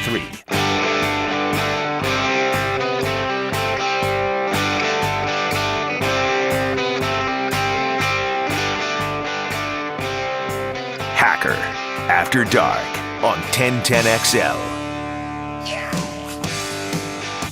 Back here on 1010XL and 92.5 FM in the city of Jacksonville. We are glad you are with us. The Jaguars and the Chiefs, Saturday, 4:30. The game will be heard right here on 1010XL. Let's talk to a man that's always kind enough to join us here in the city of Jacksonville, my buddy Ryan Fowler. He writes for the Draft Network, and he's always kind enough to join us. Ryan, how we doing, man? I'm doing well.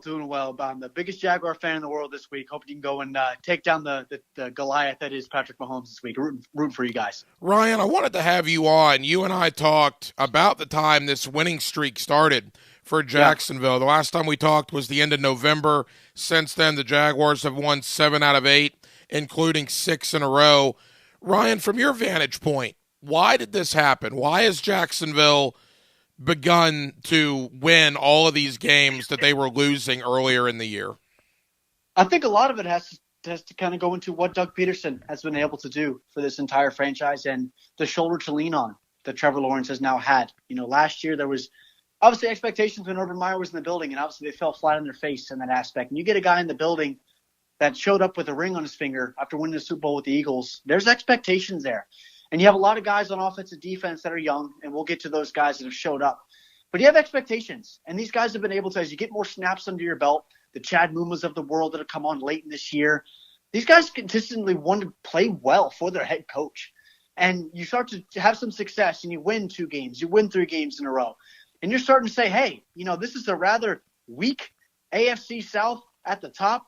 We're starting to play with fire a little bit. We're starting to compete with not just the AFC South, but the Titans, if you will, of the whole entire AFC conference.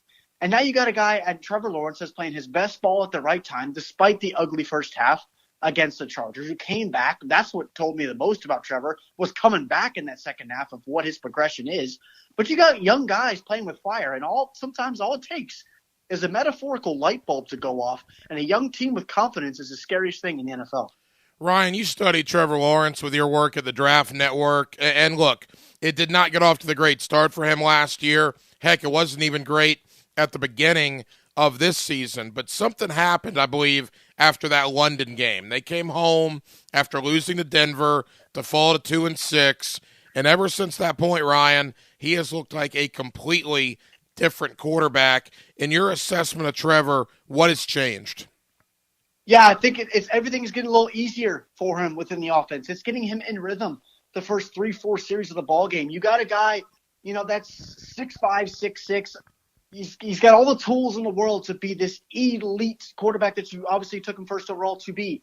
But it's obviously getting him in rhythm with the guys on the outside that have really come into their own these last few weeks, especially within the first quarter of the football game. Not everything has to be play action where you're asking him to make 3-4 reads in a progression. It's screens, it's timing routes, it's little slants here and there. It's feeding the ball to a guy like Travis Etienne, whether it's in the run game or outside in the flat areas of the offense. In the passing game, you have to get guys in rhythm. And especially this week when you're going into the environment that is Arrowhead in the cold and maybe rainy, we will see getting him in rhythm early when Chris Jones and Frank Clark and you got George Karlaftis coming off the edge, getting Trevor in rhythm, which Doug Peterson has done a really good job this last 2 months of the season. That's going to be so important for him to get his feet wet in this football game. Ryan Fowler of the Draft Network here with us on 1010XL in Jacksonville. Ryan, Trevor Lawrence has had some great weapons around him. And look, Trent Baalke, the GM, got ridiculed this offseason for the money they gave Christian Kirk, the money they gave Zay Jones, bringing Evan Ingram in on a 1-year, I think $9 million deal. But good grief. Last week, those three guys combined 25 catches, over 230 yards, 3 touchdowns. All three have had career years here in Jacksonville. I mean, I know it's about Trevor and Doug Peterson's play calling, but Ingram, Zay Jones, and Christian Kirk have been nothing short of phenomenal for this Jaguar offense. Yeah, I completely agree. And I just think that you're playing your best ball at the best time. If this was week 3 and 4, we're going to say, oh, great. Excuse me, had a kind of a good week, right? But now you're moving in to the playoffs. And Evan Ingram has been a guy who is going to expand the middle portions of this offense, not just be a security blanket as a sure set of hands for Trevor, but be someone that can stretch the defense, make safeties come in the box and cover, change the math a little bit from a defensive perspective. And you're exactly right. There were so many concerns. Trent Baalke, why are you paying Christian Kirk? Why are you paying Zay Jones? What are you saying now? How does it look when you actually have weapons on the outside, guys that can separate at every level of the defense, and then you got a quarterback that can stand there and make any throw in the book? So it all is coming together at the right time, I feel like, for Jacksonville. And if I'm Doug Peterson and I'm Trevor Lawrence, you have absolutely nothing to lose. Kansas City, are they the same team as they were last year? Absolutely not. But you're a Jacksonville team led by Trevor Lawrence and a young core on offense, really anchored by Luke Fortner, a rookie center that's done a hell of a job within the interior. You have absolutely nothing to lose going to Kansas City, and I expect them to play well. Ryan, you cover the NFC East. You live in the D.C. area. The whole Evan Ingram thing, he has come down here. He has been a fan favorite. He's had a career year, and I don't think there's any way the Jaguars let him leave. He's a free agent, so they're hopefully re-sign him. If not, I even think the franchise tag potentially could be in play there. Why did it end so badly for him in New York? Because he's come here, and he's been spectacular. Yeah, I think it's sometimes all about situation. It's about opportunity. It's about different regimes. Obviously, New York has been kind of a little bit of a dumpster fire, right, these last 5 to 7 years. And that kind of ties into, as far as morale for players, chemistry. Does he even want to compete for that team? And sometimes, again, it is all about opportunity, situation, and atmosphere. And for a guy like Evan, who really has enjoyed a revitalization to his career this year, I mean, this guy was a first-round pick back in 2017 out of Ole Miss. This guy's 6'3", 245, runs a low 4.4, 40. This is a guy that was looked upon as an elite tight end coming out of school. And the job that he's done, especially over this last month of the season, the game against Tennessee, the game against the Jets, and obviously last week against the Chargers, as someone that's really found his own, and just I would love for him to be back next year and really continue this core of offensive players that Jacksonville has on offense, because it's an intriguing one. When we talk about the AFC West with all the talents that were out there, the Justin Herberts and obviously the Mahomes of the world and Josh Allen up in Buffalo, why are we not including Trevor Lawrence and this young core of athletes that they have? Because I feel like they're on the fringe, Ryan, of becoming one of these teams and the team really to beat as we move forward down the line in the AFC South. Ryan Fowler of the Draft Network. Ryan, on the defensive side of the ball, again, I know you studied a lot of these guys coming into the draft process, whether it's Tyson Campbell at corner, Andre Sisco at safety, obviously Trayvon Walker. You mentioned Chad Muma, Devin Lloyd, Devon Hamilton has been really good. All these guys in the league, 3 years or less, and all are playing huge roles for this Jaguar defense. They are, and I think it starts this week with Trayvon Walker and Josh Allen opposite him. Josh was absolutely fantastic, wreaked havoc all day long against the Chargers, but it starts with Trayvon. It starts with your guys in the middle with Devin Lloyd and Foley Olakun and Chad Muma coming in and offering you some coverage on third down, and then Tyson Campbell, guys being physical on the outside. Don't allow Patrick Mahomes to get in rhythm. That's the biggest thing. When the Chiefs don't have their most success, it's when obviously he's had to move outside of the pocket, outside of structure, and things break down. Now, is it easier said than done? Absolutely. It's Patrick Mahomes. And right now, you might as well just give him the Hall of Fame jacket as it is, how we talk about this kid. But he's absolutely fantastic. We know that. But you got to get after him. You got to get hands in his face. And if you're not able to push the pocket, because they do have a fantastic offensive line, you got to get your hands up. Roy Robertson Harris, guys in the middle, Dwayne Smoot, you got to get your hands up in his throwing lanes, because there isn't a Tyreek Hill on the outside. All the talk this year was about how different was this offense going to look because of the spacing. Well, you still got Travis Kelce running routes, so Devin Lloyd and Olakun are going to be huge in the coverage game this week, because he's going to be targeted 8 to 10 times, probably at least. And you look back at that Week 10 game, they were picked on a ton. But on the outside, the Juju Smith-Schusters, the Kadarius Tonys of the world, get in those guys' faces, change the math up front in the box, and force Patrick Mahomes to make plays outside of structure and really hand the ball off to Isaiah Pacheco and Jerick McKinnon, force them to get the ground game going, because as we know, the best way to counter an elite passing offense, get guys in his face, and nobody is comfortable when there's guys around his feet. So that's the biggest thing. This game starts with Trayvon Walker and Josh Allen threatening Orlando Brown and Andrew Wiley off the edges. Final moments here with Ryan Fowler of the Draft Network. Ryan, you look at the AFC as a whole. Mahomes is 27. Josh Allen, I believe, is 26. Burrow, 25. Trevor Lawrence, 23. Those are the guys that are left. But then you got Herbert, who's 24. Lamar Jackson is 25. I mean, go on down the line. It is insane, the young quarterbacks in the AFC, and it is vital to have found your guy. And clearly here in Jacksonville, Ryan, to me there's no more question. The Jaguars have one of those guys. They have found their guy in 23-year-old Trevor Lawrence. Absolutely. And it's always about evolution. It's continuing to improve and getting the right people in the building, not just around him from an athlete's perspective, but who is he going to in meetings? Who is he going to on the practice field when the cameras are off, when the lights are off? And you have Doug Peterson, who has obviously been revered for his success in Philadelphia and how he progressed Carson Wentz. Now, not perfect.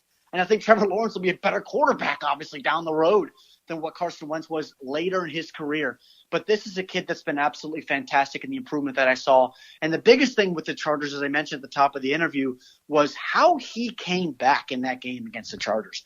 Everything was easy as a 5-star prospect in high school in Cartersville, Georgia, at Clemson, sitting in the pocket for 4.5, 5 seconds. But how would you react down 27-0 in a playoff game against Justin Herbert and that high-powered offense at home? You come out of the locker room, you're down 20, you throw 3 touchdown passes, you don't turn the ball over, and you lead the Jaguars offense back. That's what told me a lot about who Trevor Lawrence is and how he's evolved moving into year 2. Because it was the playoffs. You could very easily sat back, sulked on the sideline, and went into the offseason hoping for more. But how he came back in that ballgame as a leader, as a face of the franchise, a guy that this organization has hitched their wagon to, Trevor Lawrence coming back in that ballgame told me everything that I need to know about who he is moving forward. Hey, Ryan, final question. Like we said, you're in the NFC East. You live in the D.C. area. 4 teams left in the NFC, and good grief, 3 of them from the NFC East. You got Dallas, you got the Giants, you got Philadelphia. What a division. What's a quick thought from you on the 2 NFC games this weekend? Yeah, I'm really excited for that Giants-Eagles game. I don't think the Giants have anything to lose. I think Daniel Jones and Brian Daboll, the job he's done in New York is obviously just something to honor, right? He's that talent on that roster is just one of the worst in the league, and he's been able to coach his tail off for them. Philadelphia, we'll see what happens with Jalen Hurts, how healthy he is, not playing for a few weeks. That'll be interesting. And then you got San Francisco with Mr. Irrelevant. Not so much anymore, right? With Brock Purdy in San Francisco and that electric defense against Dallas and how they looked last night against the Dallas Cowboys. So, I'm excited. I think those 2 games are going to be excellent. Still right now, I think that San Francisco is my favorite to come out of the conference. But, man, 2 great games this weekend. By this time, you and I have talked draft for like 3 months, normally here in Jacksonville, and I cannot believe it's the middle of January and the Jaguars are still playing. Absolutely incredible. Ryan Fowler of the Draft Network. Ryan, we will talk soon, and let's hope here in Jacksonville the Jaguars can keep this thing going. Thank you, my friend. Yes, sir. Thanks so much, Ryan. And thank you to Ryan Fowler of the Draft Network for joining us tonight here on Hacker After Dark. Always appreciate the insight of Ryan. He studies these guys every year getting ready for the draft, and recently he has studied a lot of the impactful Jaguars because the Jaguars have so many young guys on their roster that are making such a big impact to this improbable run. There are only 8 teams remaining in the NFL playoffs, and your Jacksonville Jaguars are one of the 8. The divisional round this Saturday, they go to Arrowhead to play Kansas City, kickoff at 4:30, and of course you'll hear the game right here on 1010XL. Ryan Fowler of the Draft Network, always appreciate him. Ben Arthur, AFC South reporter, FoxSports.com. Always enjoy the conversation with Ben, and thank him for joining us tonight here on Hacker After Dark. Jags mega fan David Mendenhall. Love getting the fans' perspective on what's going on with the Jacksonville Jaguars. David's getting ready to drive. That's right, drive to Kansas City to support the team on Saturday. The Jaguars are certainly lucky to have fans like David Mendenhall. And as always, thank you to Brian Sexton, Jaguars.com, for joining us tonight. Always appreciate the conversation with Brian. That'll just about do it. We'll be back tomorrow night on a Wednesday, and we'll do it all over again beginning at 8 o'clock. Dylan Denmark was your producer tonight. Dylan, great job as always. I'm the hacker Ryan Green in Jacksonville. Thank you for staying up late with us here on a Tuesday on Hacker After Dark on 1010XL and 92.5 FM. So for all of us here on HAD, have an absolutely terrific remainder of your Tuesday, and we'll talk to you tomorrow night on a Wednesday beginning at 8 o'clock. Until then, good night, Jacksonville.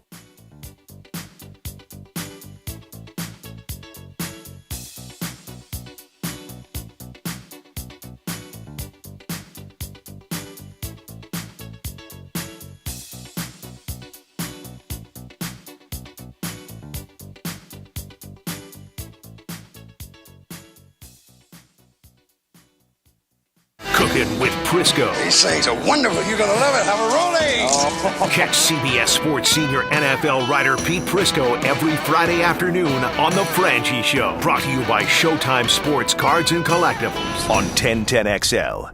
Start your new year in a like-new car from the pre-owned experts at Arlington Toyota. Arlington Pre-Owned has over 300 used available. All makes, all models, some even same model year. And when it comes to buying with confidence, just leave it to my friends at Arlington. Their 30-day exchange program comes with your purchase. That's 30 days to love your pre-owned purchase or exchange it. Add excitement